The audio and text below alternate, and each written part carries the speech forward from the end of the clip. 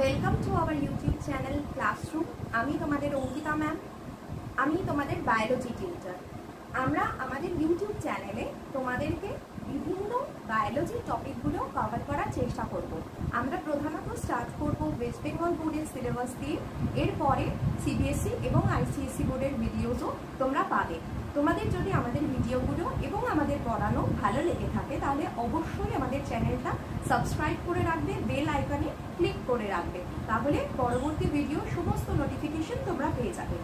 আজকে শুরু করব আমি ক্লাস 10-এর ফার্স্ট চ্যাপ্টার, যেটা হচ্ছে তোমরা দেখতে পাচ্ছ লেখা রয়েছে জীবজগতের নিয়ন্ত্রণ ও সমন্বয়। এবার আগে এই চ্যাপ্টারটা শুরু করার আগে একটা বলে রাখি যে ক্লাস 10 হচ্ছে আমাদের লাইফের সবচেয়ে একটা ইম্পর্টেন্ট ক্লাস, কারণ এই ক্লাসে আমরা বাইরে যাই প্রথম পরীক্ষা দিতে। এতদিন অবধি ক্লাস 8 অবধি তোমরা খুব রিল্যাক্সে পড়াশুনো করেছো, ক্লাস 9-এ একটু সিরিয়াস হয়েছো, এবার ক্লাস 10-এ আরেকটু সিরিয়াস হওয়ার সময়।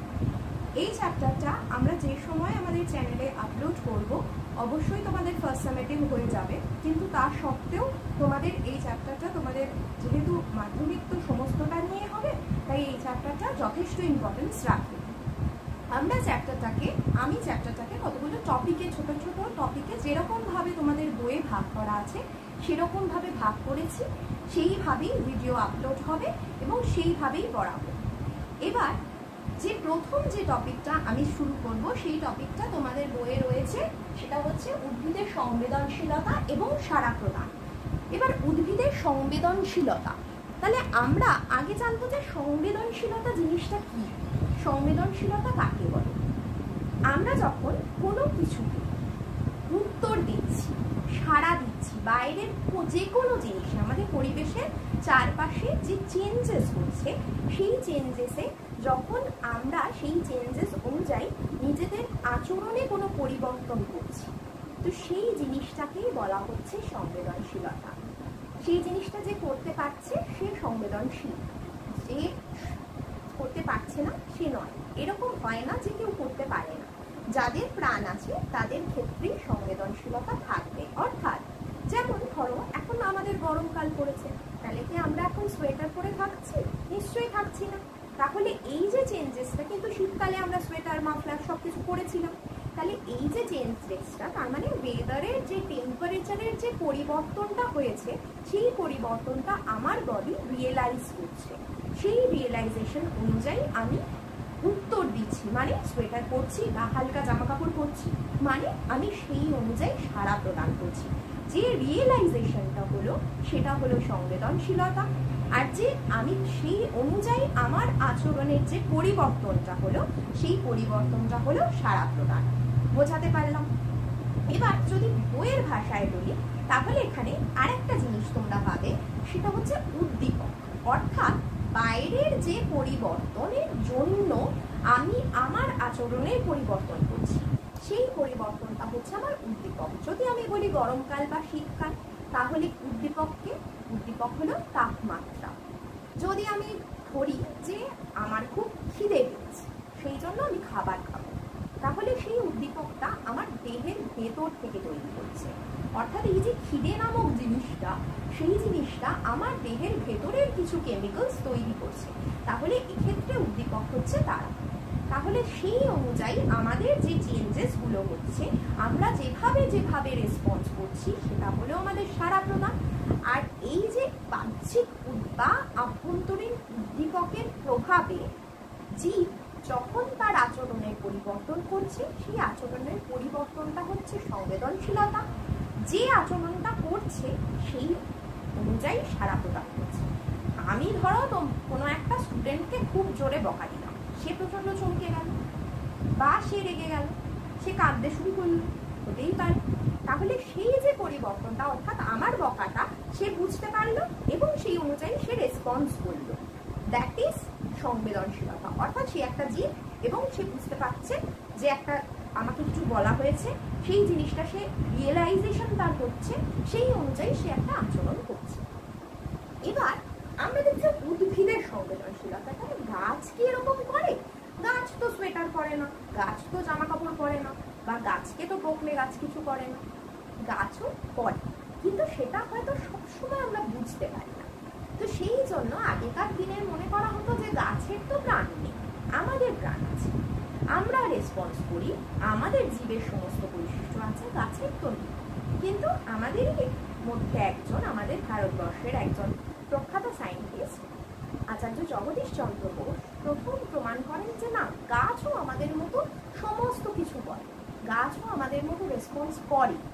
তাই গাছের ক্ষেত্রেও গাছেরও সংবেদনশীলতা আছে। আমরা এই চ্যাপ্টারে সেটা জানবো, কিন্তু তার আগে আমি একটা টার্ম ইউজ করেছি, উদ্দীপক। তাহলে আমি সেই উদ্দীপক জিনিসটা কি সেইটা একটু জেনে নেব।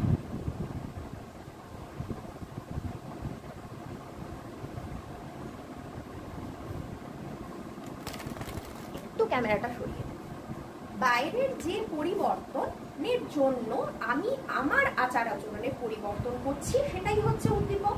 তাহলে এই বাইরের পরিবর্তন, কিন্তু এই পরিবর্তনটা আমি বলেছিলাম যেমন যে খিদে পেয়েছে, তাহলে সেটা কি বাইরের পরিবর্তন? না, সেটা তো আমার দেহের ভেতরের পরিবর্তন। তাহলে এই উদ্দীপক হতে পারে দু ধরনের, একটা বাহ্যিক,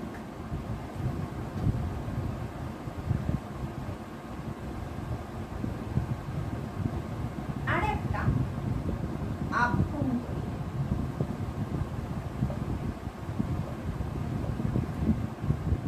নেক্সট টপিক যেটা একটু আগেই আমি বললাম যে আচার্য জগদীশ চন্দ্র বসু প্রথম বলেছিলেন যে গাছের প্রাণ আছে। তো এই গাছের প্রাণ আছে তিনি এটা বুঝেছিলেন কি করে? কেননা আমরা তো গাছকে হাঁটতেও দেখি না, চলতেও দেখি না, খেতেও দেখি না, কিছুই করতে দেখি না। তাহলে তার হঠাৎ কেন মনে হয়েছিল যে গাছের প্রাণ আছে? তিনি দুটো গাছকে লক্ষ্য করেছিলেন। একটা, এই যে আমি ছবি এঁকেছি, এই গাছটার নাম হচ্ছে বনচারাল। বনচারাল উদ্ভিদের ক্ষেত্রে মাঝে একটা বড় পাতা থাকে, তার দু সাইডে ছোট ছোট দুটো পাতা থাকে, যে পাতাগুলোকে বলা হয় পত্রক। বনচারাল উদ্ভিদে দেখা যায় যে পরিবেশের পরিবর্তনের সঙ্গে সঙ্গে ওর পত্রকগুলো, মাঝের পাতাটা ফিক্স থাকে, পত্রকগুলো ঠিক এইভাবে ওঠানামা করে, একটা রিদমিক ওয়েতে এরকম করে এগুলো ওঠানামা করে। আবার লজ্জাবতী লতা, এই গাছটা তোমরা অনেকেই চেনো, যেটাকে ইংলিশে বলে টাচমি নট।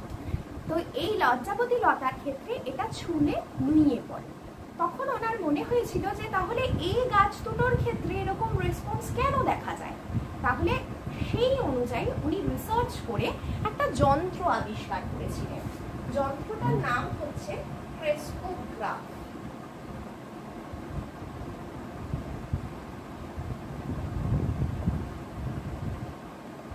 এই প্রশ্নটা মাধ্যমিকের জন্য খুব ইম্পর্টেন্ট, হ্যাঁ, আমাদের পরীক্ষার জন্য এবং জানার জন্য। ক্রেস্কোগ্রাফ যন্ত্র জগদীশ চন্দ্র বোস কোন যন্ত্র আবিষ্কার করেছিলেন? ক্রেস্কোগ্রাফ বা জগদীশ চন্দ্র বোস কোন যন্ত্রের মাধ্যমে উদ্ভিদের প্রাণ আছে এটা প্রমাণ করেছিলেন? সেই যন্ত্রের নাম হচ্ছে ক্রেস্কোগ্রাফ। উল্টো ভাবেও আসতে পারে, ক্রেস্কোগ্রাফের আবিষ্কর্তাকে আচার্য জগদীশ চন্দ্র বোস। তো এই ক্রেস্কোগ্রাফ যন্ত্র, ক্রেস্কোগ্রাফের ছবিটা তোমরা বইয়ে পেয়ে যাবে আর আমি ভিডিওর সাথে অ্যাটাচ করে দেব। ক্রেস্কোগ্রাফ যন্ত্রের মাধ্যমে তিনি এই দুটো উদ্ভিদের ক্ষেত্রে পরীক্ষা নিরীক্ষা করতে শুরু করেন এবং দেখা যায় যে পরিবেশের যে পরিবর্তন, সেই পরিবর্তন অনুযায়ী এদের মধ্যেও রেসপন্সের পরিবর্তন হচ্ছে। মানে যদি ঠান্ডা হয় তাহলে এরা একরকম ভাবে, এদের এই যে রিদমিক ওয়েটা, এই যে রিদমিক চলনটা একরকম ভাবে হচ্ছে। আবার যদি গরম হয় তাহলে একরকম ভাবে হচ্ছে। পরিবেশের পরিবর্তন যে অনুযায়ী হচ্ছে এরা সেই অনুযায়ী রেসপন্স করছে। তো তার থেকে উনি বলতে চান এবং প্রথম আবিষ্কৃত হয় এবং উনি জানান যে গাছের সংবেদনশীলতা ধর্মটা রয়েছে, গাছ সাড়া প্রদান করতে পারে, গাছ পরিবেশের পরিবর্তনে আমাদেরই মতো রেসপন্স করতে পারে। পরবর্তী ক্ষেত্রে আরো রিসার্চ হয় এবং দেখা যায় যে গাছ সালোকসংশ্লেষ করে, গাছ শ্বসন করে, এই সমস্ত জিনিসগুলো তারপরে আবিষ্কৃত। এবার চলে যাব নেক্সট টপিকে, সেটা হচ্ছে উদ্ভিদের চলন। আমাদের দু ধরনের বডি মুভমেন্ট হয়, একটা হচ্ছে চলন আর একটা হচ্ছে গমন। এটা তোমরা সম্ভবত ছোট ক্লাসে জেনেছো। চলন হচ্ছে যখন আমি এক জায়গায় বসে থেকে বা দাঁড়িয়ে থেকে যে কোনো একটা জায়গায় স্থির থেকে অঙ্গ প্রত্যঙ্গ সঞ্চালন করছি, অর্থাৎ হাত পা নাড়াচাড়া করছি। যেমন যেটা আমি এখন করছি, যে আমি একটা চেয়ারে বসে আছি, বসে থেকে হাত নাড়াচাড়া করে তোমাদেরকে বোঝাচ্ছি বা কথা বলছি। এই যে মুভমেন্টটা, এই মুভমেন্টটাকে বলা হচ্ছে চলন। আর একটা মুভমেন্ট হয় গমন। যদি দাঁড়িয়ে থেকে ঘুরে ঘুরে তোমাদেরকে পড়াতাম, বা একটা জায়গা থেকে আরেকটা জায়গায় যখন আমরা যাতায়াত করছি তখন সেই মুভমেন্টটাকে বলা হচ্ছে গমন। আমরা বেশিরভাগ প্রাণীর ক্ষেত্রে চলন এবং গমন দুটোই দেখতে পাই, কিন্তু উদ্ভিদের ক্ষেত্রে আমরা গমনটা খুব কম ক্ষেত্রেই দেখতে পাই, চলনটাই বেশি দেখতে পাই। অর্থাৎ উদ্ভিদ এক জায়গায় স্থির থেকে তার ডালপালা নাড়াচাড়া করে বা তার অঙ্গ প্রত্যঙ্গ যেগুলো শাখা প্রশাখা সেগুলোকে সঞ্চালন করে বিভিন্ন দিকে। তো এই চলনটাকে তিনটে প্রকারে ভাগ করা যায়। এই তিনটে প্রকার কি কি সেইটা জেনে নেব। ফার্স্ট হচ্ছে ট্যাকটিক চলন।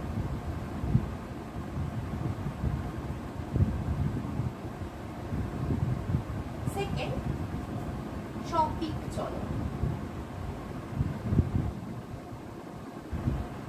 আর থার্ড হলো ন্যাস্টিক চলন।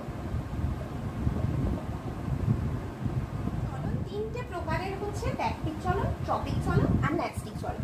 আমরা সিলেবাসের এই ভীষণই ভাইটাল সেগুলোকে কভার আপ করবো। মাধ্যমিকের জন্য পুরো বই তোমাদেরকে পড়তে হবে, কিছু ছাড়া যাবে না। তো সেই জন্য তোমরা পুরো বইটাই ধরো পড়বে, তারপরেও আমরা যে জায়গাগুলো ইম্পর্টেন্ট যেগুলো বোঝার জন্য দরকার সেগুলোকে যতটা সম্ভব কভার করব। ওকে, চলো প্রথম পর্ব হচ্ছে ট্যাকটিক চলন। এই যে ট্যাকটিক চলন, ট্যাকটিক চলনের ক্ষেত্রেই আসবে হচ্ছে গমন। আমি যে বলেছিলাম যে কিছু কিছু গাছ স্থান পরিবর্তনও করতে পারে, একটু আগেই বললাম। তো এই ট্যাকটিক চলনের ক্ষেত্রে হচ্ছে উদ্দীপকের প্রভাবে বা স্বতঃস্ফূর্তভাবে গাছ, স্বতঃস্ফূর্তভাবে মানে নিজের কোনো একটা প্রয়োজনে গাছ নিজের তাগিদে গাছ এক জায়গা থেকে আরেক জায়গায় মুভ করছে, স্থান পরিবর্তন করছে। যখন স্থান পরিবর্তন হবে তখন তাকে বলবো হচ্ছে ট্যাকটিক চলন। ট্যাকটিক চলন প্রধানত উদ্দীপকের প্রভাবেই হয়।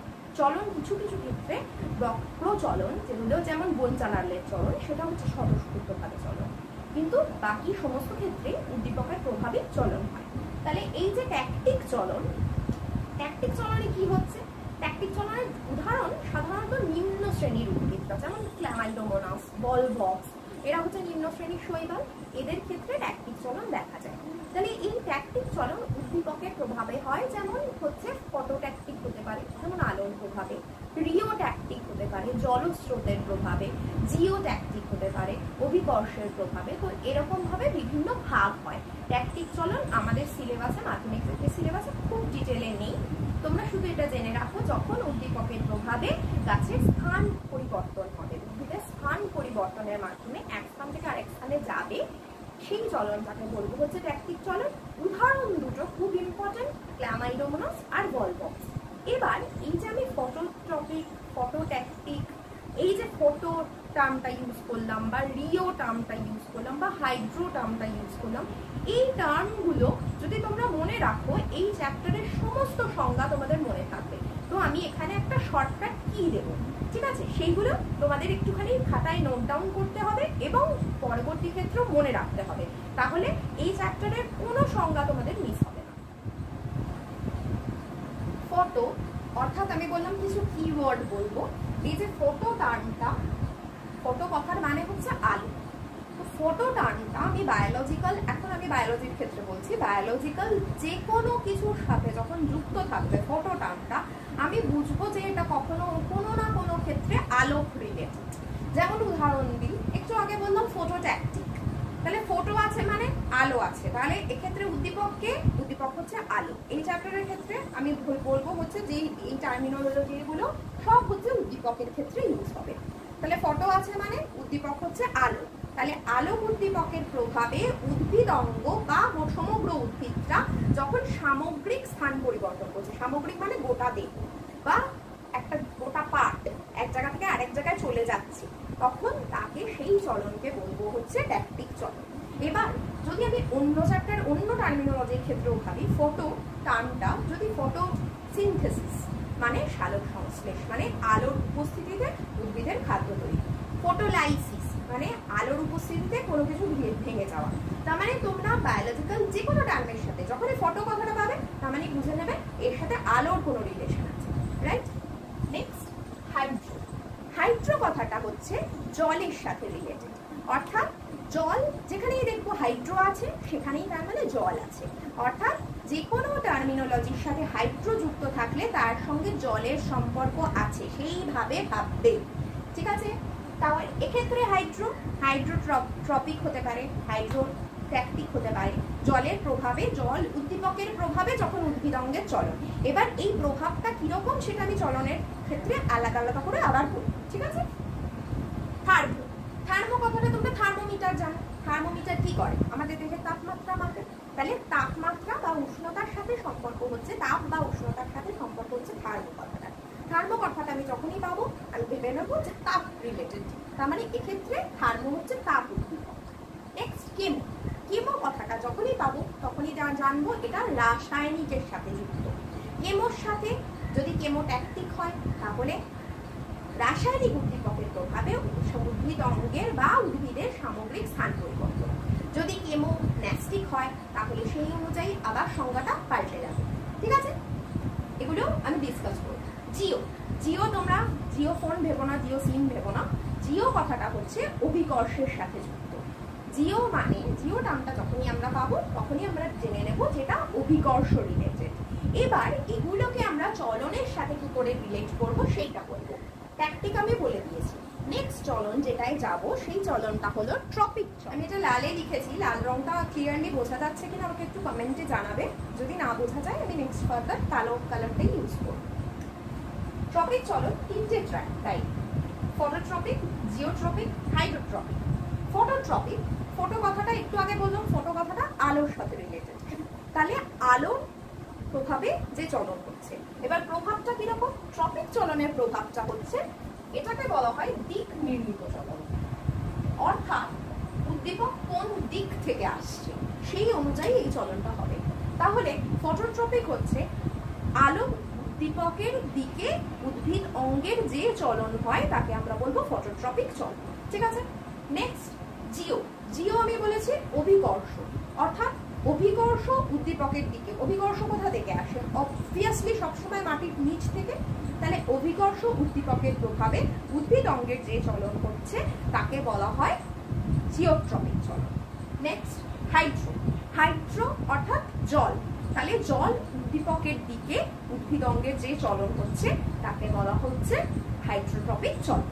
এবার এই চলনের দুটো প্রভাব হয়। আমি যদি দেখি, আমি যদি একটা গাছ আঁকি, ধরো এখানে একটা ফুল আঁকলাম, খুব বাজে এঁকেছি, আচ্ছা এইটা হচ্ছে মূল। এবার যদি ভাবি যে আমার সূর্য এদিকে রয়েছে, গাছের ডালপালা এদিকে মুভমেন্ট হচ্ছে, তাহলে এই চলনকে আমি বলছি ফটোট্রপিক চলন, রাইট। এবার আমি যদি অন্য দিক দিয়ে আর একটা ভাবি, যে দেখো ভালো করে একটু দেখলে বুঝতে পারবে, সেকেন্ড,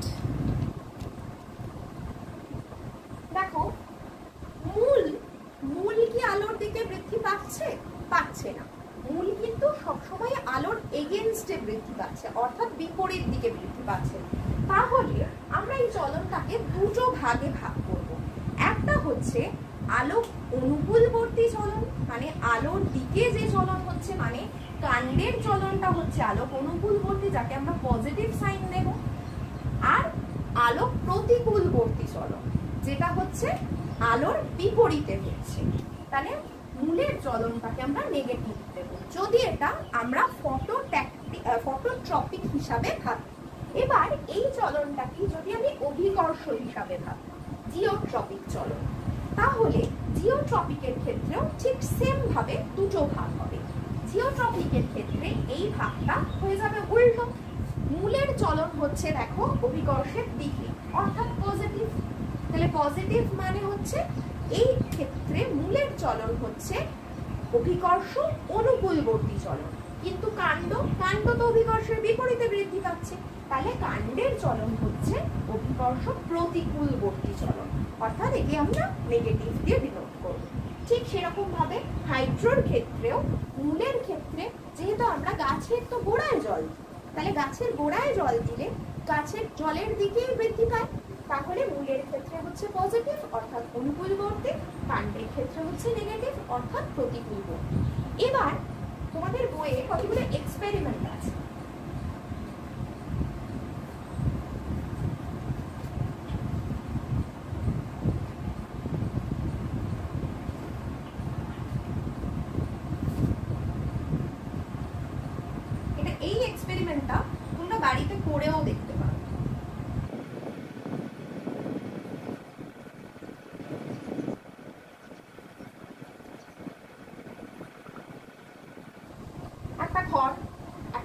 ঘরের মধ্যে একটা জানলার ধারে, একটা খোলা জানলার ধারে একটা টব রেখে দাও, দেখতে পাবে কিছুদিন পরে দেখা যাবে যে টবের ডালপালাগুলো সমস্ত জানলার দিকে বেঁকে যাচ্ছে।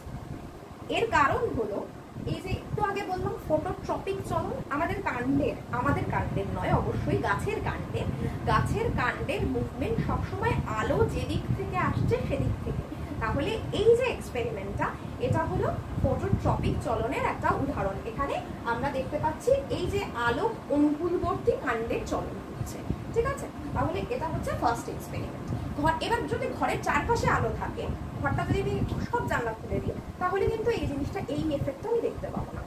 আমার চারধারে জানলা বন্ধ রাখতে হবে, একটা জানলা খোলা রাখতে হবে, তাহলে আমি দেখবো যে সেই দিকে গাছের মুভমেন্টটা হচ্ছে। আমাদের বাইরের গাছগুলো আমরা এই মুভমেন্টটাকে এরকম ভাবে লক্ষ্য করতে পারি না, তার কারণ আমাদের পরিবেশের গাছগুলো সব দিক থেকে আলো পাচ্ছে, তাহলে সেখানে এই মুভমেন্টের ব্যাপারটা লক্ষ্য করা সম্ভব না।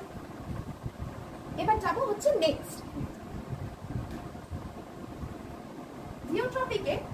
তোমাদের বইয়ে কোন এক্সপেরিমেন্ট আছে জানি না, দুটো এক্সপেরিমেন্ট হয়, আমি একটা দিয়ে বলছি।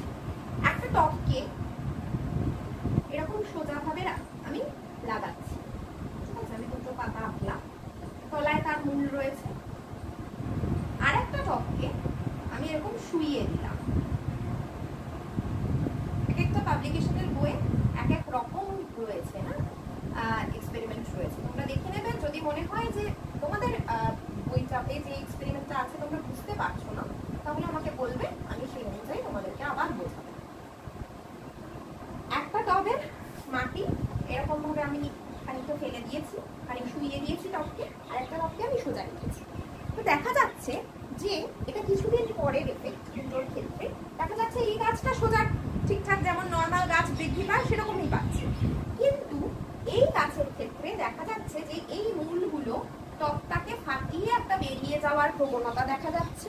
এবং এই কাণ্ডটা যদি এরকম হতো তাহলে এর সোজা এরকম ভাবে বৃদ্ধি পাওয়ার কথা ছিল, কিন্তু এ সেটা পাচ্ছে না, এ বেঁকে উপরের দিকে যাচ্ছে। অর্থাৎ জিওট্রপিক চলনে যেটা বলেছি যে অভিকর্ষের দিকে অথবা অভিকর্ষের বিপরীতে চলন হবে, অর্থাৎ অভিকর্ষ অনুকূলবর্তী বা অভিকর্ষ প্রতিকূলবর্তী চলন হবে।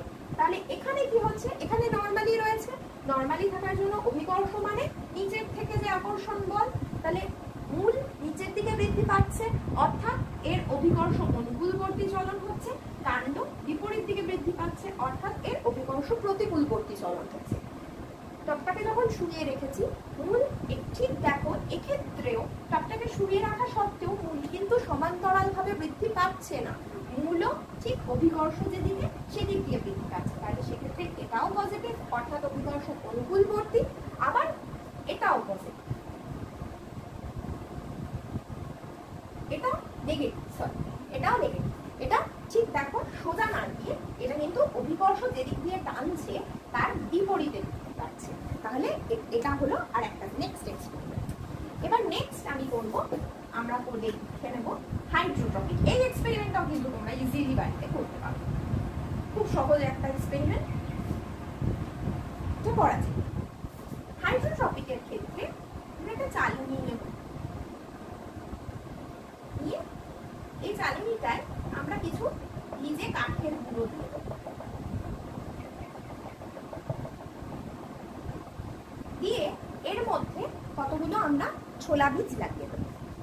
কতগুলো ছোলা বীজ কি করে লাগাবো, পিন দিয়ে লাগিয়ে দিই, কতগুলো ছোলা বীজ কিছুদিন ভিজিয়ে লাগিয়ে দিই।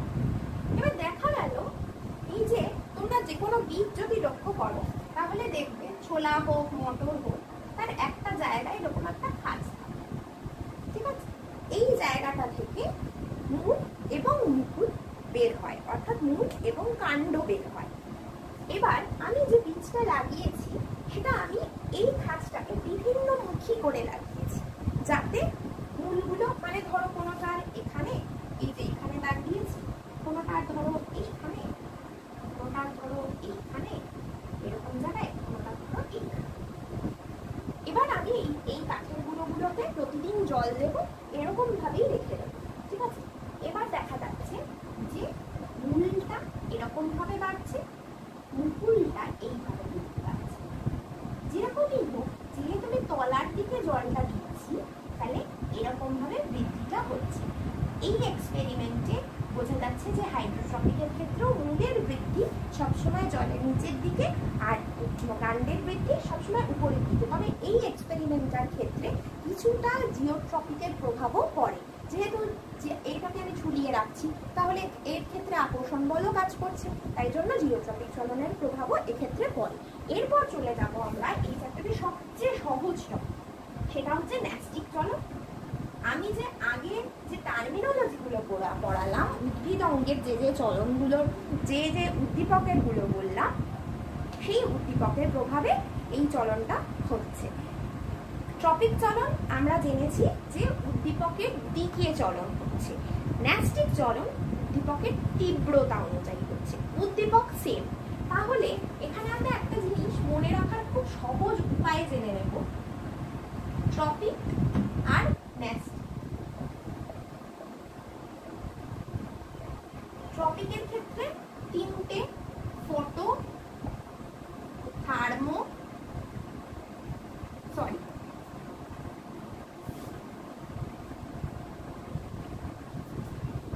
জিও আর হাইড্রো। ন্যাস্টিকের ক্ষেত্রে আমরা পড়ব ফটো, থার্মো,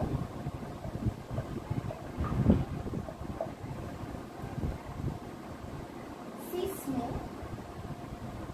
এই সিসমোটা বলা হয়নি, সিসমোটা হচ্ছে স্পর্শ, কেমো।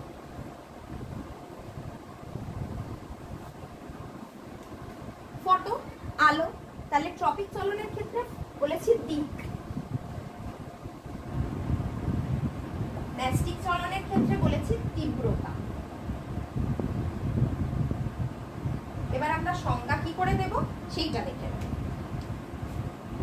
ফটোট্রপিক চলন, ফটোট্রপিক, ফটো মানে আলো, অর্থাৎ আলোক উদ্দীপকের দিকে উদ্ভিদ অঙ্গের যে চলন হচ্ছে তাকে বলছি ফটোট্রপিক চলন। ন্যাস্টিক, আলোক উদ্দীপকের তীব্রতা অনুযায়ী উদ্ভিদ অঙ্গের যে চলন হচ্ছে তাকে বলছি ফটোন্যাস্টিক চলন। ঠিক সংজ্ঞাটা সেমই থাকবে, শুধু একটা টার্ম চেঞ্জ হয়ে যাচ্ছে। এখানে বলছি আলোক উদ্দীপকের দিক আর ওখানে বলছি আলোক উদ্দীপকের তীব্রতা। উদাহরণ ওখানে কি দেব? ফটোন্যাস্টিক চলনের উদাহরণ তোমরা হামেশাই দেখেছো, সূর্যমুখী। সূর্যমুখী সূর্যের দিকে মুখ করে ফোটে, অর্থাৎ সূর্য যেদিকে ঘোরে ও সেদিকে ঘোরে, তার কারণ সূর্যের আলোটা ডাইরেক্ট পড়ে, আলোর তীব্রতা অনুযায়ী সূর্যমুখী ফোটে। দ্বিতীয় থার্মো, এখানে জিও আমি বলেছি যে অভিকর্ষ উদ্দীপকের দিকে, ঠিক আছে, ওখানে হচ্ছে থার্মো। থার্মো মানে তাপ, অর্থাৎ তাপ উদ্দীপকের তীব্রতা বা তাপ উদ্দীপকের প্রভাবে উদ্ভিদঙ্গের যে চলন হচ্ছে তাকে বলা হচ্ছে থার্মোন্যাস্টিক চলন। তাপ উদ্দীপকের প্রভাবে উদ্ভিদঙ্গের যে চলন হচ্ছে থার্মোন্যাস্টিক চলন। এর উদাহরণ হচ্ছে টিউলিপ। টিউলিপ সাধারণত কাশ্মীরে সবচেয়ে বেশি দেখা যায়, এছাড়াও আরো কিছু কিছু জায়গায় শীত প্রধান অঞ্চলে টিউলিপ বেশি দেখা যায়। তো টিউলিপের, তাহলে টিউলিপ, এই যে শীত প্রধান কথাটা বললাম, আমি যদি টিউলিপ নাও ধরি, আমি যদি আমাদের যে শীতকালে বিভিন্ন ধরনের যে ফুলগুলো ফোটে না, সেগুলো শীতেই ফোটে, গরমকালে তাকে তুমি হাজার চেষ্টা করলেও ফোটাতে পারবে না। যেমন যদি পিটুনিয়া বলি, তাহলে সেই ধরনের ফুলগুলো এই ধরনের চলনের উদাহরণ, অর্থাৎ তাপের তীব্রতা অনুযায়ী এরা ফোটে বা বন্ধ হয়ে যায়। হ্যাঁ, তাই থার্মোন্যাস্টিকের ক্ষেত্রে যেমন টিউলিপ যদি তাপমাত্রা বাড়ে তাহলে প্রস্ফুটিত, এমনিতে শীতকালীন ফুল এটা, কিন্তু তাহলেও যদি রৌদ্র জল আবহাওয়া থাকে তাহলে সেক্ষেত্রে টিউলিপ প্রস্ফুটিত হয় এবং বা মুদে যায় বা বন্ধ হয়ে যায়। নেক্সট হচ্ছে সিসমো। সিসমো অর্থাৎ স্পর্শ, তোমাদের খাতায় ওটা নোট ডাউন করে নেবে, আমি সিসমোটা বলতে ভুলে গেছি। সিসমো অর্থাৎ স্পর্শ। স্পর্শ উদ্দীপকের প্রভাবে উদ্ভিদঙ্গের যে চলন হয় তাকে বলা হয় সিসমোন্যাস্টিক চলন। সিসমোন্যাস্টিকের উদাহরণ তোমরা আগেই আমি বলেছি, বনচারাল একটা হয়, বনচারালের ক্ষেত্রে সিসমোন্যাস্টিক নয়। আগে আমি দুটো গাছ আলোচনা করেছি, কি করেছি, একটা হচ্ছে লজ্জাবতী আর একটা হচ্ছে বনচারাল। বনচারালের যে মুভমেন্টটা সেটা হচ্ছে স্বতঃস্ফূর্ত চলন, সে নিজেই নড়ে, কিন্তু লজ্জাবতী নিজে নড়ে না, লজ্জাবতীকে টাচ করলে তবে নড়ে। তাহলে সিসমোন্যাস্টিকের উদাহরণ হচ্ছে লজ্জাবতী লতা, যাকে স্পর্শ করলে নুয়ে যায়। Last chemonastic. কেমোন্যাস্টিক উদাহরণটা খুব মজার, আমি বলার পরে তোমরা ইন্টারনেটে এই গাছের নামগুলো সার্চ করবে, ঠিক আছে? একটা হচ্ছে কলসপত্রী, একটা হচ্ছে ভেনাস ফ্লাই ট্র্যাপ, আর একটা হচ্ছে সূর্য শিশির বা ড্রসেরা, ঠিক আছে? সূর্য শিশির বা ড্রসেরা এইগুলোকে তোমরা নেটে সার্চ করবে। এখানে কি হয়, কেমো কথার অর্থ কেমিক্যাল, তাহলে কোনো কেমিক্যালের প্রভাবে যখন উদ্ভিদ অঙ্গের কোনো চলন হচ্ছে। কলসপত্রীকে দেখতে কলসির মতো, আমি একবার কলসপত্রী চোখের সামনে দেখেছিলাম, খুব একটা দেখতে পাওয়া যায় না। কলসপত্রীকে দেখতে এরকম, ঠিক আছে? ছবি দেখতে পাবেন এতে দিলে। কোনো পোকামাকড় যদি এর গায়ে এখানে এসে বসে এই জায়গাটায়, তাহলে এর এখানে না একটা এরকম চকচকে জলবিন্দু মতো থাকে, ড্রপলেট, যেটা দেখে পোকামাকড়রা খুব আকৃষ্ট হয়। ওরা এখানে যেই বসে ওর এই জায়গাটা খুব পিচ্ছিল, এরা তখনই স্লিপ করে এখানে পড়ে যায় এবং এই জায়গায় প্রচুর কেমিক্যাল থাকে, যে কেমিক্যালের মাধ্যমে সেই পোকাটা পুরো ডাইজেস্ট হয়ে যায়, হজম হয়ে যায় ওর শরীরে, মানে পোকার শরীরের যা যা জিনিসপত্র কলসপত্রীর প্রয়োজন সেগুলো নিয়ে নেয়। কি কি জিনিসপত্র প্রয়োজন? সেই জিনিসপত্রটা হচ্ছে মেনলি নাইট্রোজেন। কলসপত্রী বা এই ধরনের গাছেরা যে মাটিতে জন্মায় সেই মাটিতে নাইট্রোজেনের পরিমাণ খুব কম থাকে। সেই নাইট্রোজেনটা নেওয়ার জন্য এরা, যে পোকামাকড় বা আমাদের শরীরে প্রোটিন থাকে, প্রোটিন মানেই হচ্ছে প্রোটিনের মেন স্ট্রাকচারাল ফর্মে নাইট্রোজেন থাকে, তো সেই নাইট্রোজেনটাকে সংগ্রহ করার জন্য এদের এই চলনটা হয়। এবার এই যে পোকাটা পড়ে গেল, এটা কিন্তু চলনটা নয়, চলনটা হচ্ছে যখনই পোকাটা পড়ে গেল তখনই কলসপত্রীর এই ঢাকনাটা বন্ধ হয়ে গেল, দ্যাট ইজ দ্য মুভমেন্ট। এই মুভমেন্টটাকে বলা হচ্ছে কেমোনাস্টিক চলন। ঠিক সেরকম ভাবে সূর্য শিশির বা ড্রসেরার ক্ষেত্রে দেখা যায় এরকম গোল একটা, আর এর চারপাশে এরকম প্রচুর ড্রপলেটের মতো এরকম ছড়ানো এরকম পুরো গোল গোল হয়ে পুরো জিনিসটা ঢেকে থাকে এবং এটা দেখতে অসম্ভব সুন্দর। এই মাথার যে গোল গোলগুলো আমি আঁকছি, এই গোল গোলগুলো জলবিন্দুর মতো এবং ভেতরটা একটা এরকম প্ল্যাটফর্মের মতো, চারপাশে এই জিনিসগুলো, এই যে সুতোর মতো জিনিসগুলো লাল রঙের হয়। তো এই জিনিসটা দেখতে যেহেতু খুব সুন্দর, কীট পতঙ্গ সবসময় সুন্দর জিনিসে আকৃষ্ট হয়, সেই জন্যই পরাগ মিলন হয়। তাহলে এই জায়গায় এইখানে এসে কোনো কীট বা পতঙ্গ যেই বসে তখনই এই জলবিন্দুর মতো যে কর্ষিকা টাইপের জিনিসগুলো এরা এরকম ভাবে বন্ধ হয়ে যায় এবং ওকে চেপে ধরে। যেই চেপে ধরে তখন ওর শরীরের যে সমস্ত জিনিসগুলো ওর প্রয়োজন সেগুলোকে নিয়ে নেয়। আরো একটা উদাহরণ হচ্ছে Venus fly trap. Venus fly ট্র্যাপের পাতাটার গায়ে এরকম দাঁতের মতো থাকে, এরকম দুটো পাতা, ঠিক আছে? তো এরকম ভাবে জোড়া থাকে, তাদের গায়ে দুটো দাঁতের মতো থাকে, ভেতরের কালারটা রেড, বাইরের কালারটা গ্রিন থাকে। তো এরকম থাকে, ওই পোকামাকড়রা ঠিক যেরকম যখন এসে বসে তখন ওরা ওটা টক করে আটকে যায়, ঠিক আছে? ওই খাপে আটকে যায়, যেই আটকে গেল ওই পোকাটা আর বেরোতে পারলো না, ওখানেই চাপে ও মরে গেল এবং ওর শরীরের যে সমস্ত জিনিস মানে নাইট্রোজেন যেটা প্রয়োজন ওরা টেনে নিয়ে নিল।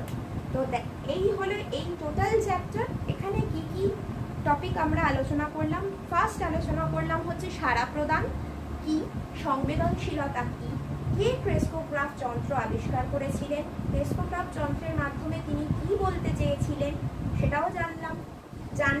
3 ধরনের উদ্ভিদের চলন, তাদের টাইপস, তাদের উদাহরণ, এগুলো সমস্ত এমসিকিউ এর জন্য ইম্পর্টেন্ট। আরেকটা জিনিস যেটা তোমরা নিজেরা নোট ডাউন করবে সেটা হচ্ছে এই 3 ধরনের চলনের পার্থক্য। আমি কিন্তু আমার পড়ানোর মধ্যে সব বলে দিয়েছি, তাহলে এই 3 ধরনের চলনের পার্থক্য তোমরা নিজেরা করবে। আর এই যে শর্টে মনে রাখা, কোন কোন সংজ্ঞাগুলো কিভাবে মনে রাখবে, প্রত্যেকটা শর্ট কিভাবে মনে রাখা সম্ভব সেগুলো আমি সমস্ত বলে দিয়েছি। কিছু ছবি আমি এই ভিডিওর সাথে অ্যাটাচ করে দেবো, বই পড়বে, খুব ভালো হবে। Thank you. ভালো লাগলে আমাদের চ্যানেলটা লাইক করবে আর সাবস্ক্রাইব করবে।